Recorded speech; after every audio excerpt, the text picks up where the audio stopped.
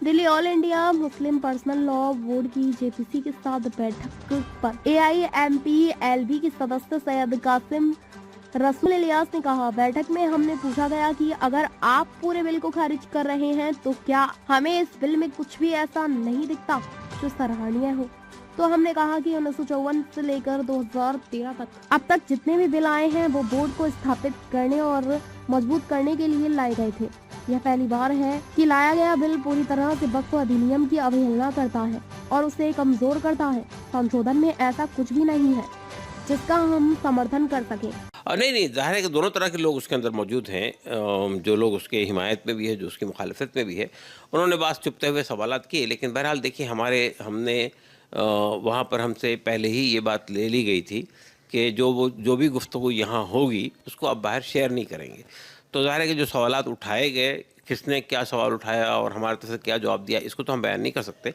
अलबत्ता मैं ये कहना चाहता हूँ कि ऐसा नहीं हुआ है कि सिर्फ अप्रिसिएशन ही मिला है। बाज़ लोगों ने ये सवालात भी किए हैं कि भाई अगर आप पूरे बिल को रिजेक्ट कर रहे हैं तो क्या आपको इसमें से कोई चीज़ ऐसी नज़र नहीं आती कि जो काबिल तारीफ़ हो या जिसको रखा जा सकता हो। हमने ये बात रखी उनके सामने कि देखिए, अब तक जितने बिल तरमीमी आए हैं 54 से लेकर 2013 तक के, वो तमाम बिल जो है बोर्ड के क़ानून को, यानी वफ़ का जो क़ानून है उसको मुस्तहकम करने के लिए, उसको इस्तेदन करने के लिए आए थे। ये पहली बार ऐसा हुआ है कि जो तरमीमी बिल लाया गया है वो पूरी तरह से सबोतास करता है, पूरी तरह से वफ़ के एक्ट को डाइल्यूट करता है। तो हमें इसमें कोई चीज़ ऐसी नज़र नहीं आती जिसको हम अप्रिशिएट करके कहें कि भाई इसके अंदर क्या चीज़ें ऐसी हैं जिनको हम चाहेंगे कि वो रिटेन हो। लेकिन एक बात और भी सवाल ये किया गया था कि भाई वक़्फ़ के अंदर भी बहुत सारे मामलात हैं जो काबिल इस्लाह है, उस पर तवज्जो देने की ज़रूरत है, उसके सिलसिले में आपकी कोई तजवीज़ नहीं है।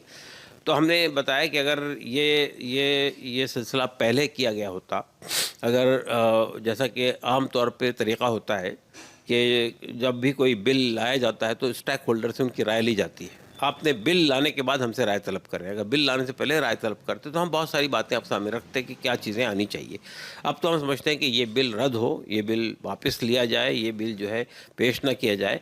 और अगर इसके बाद कोई बिल वक़्फ़ को साफ़ सुथरा बनाने के लिए, शफ़ाफ़ बनाने के लिए, वक़्फ़ की जायदादों को तहफ़्फ़ुज़ फ़राहम करने के लिए, या वक़्फ़ के को मोर ट्रांसपेरेंट और उसके बेनिफिशरीज़ को फ़ायदा पहुँचाने के लिए लाया जाएगा, लाने का इरादा हो, तो हम अपने सजेशन दे सकते हैं।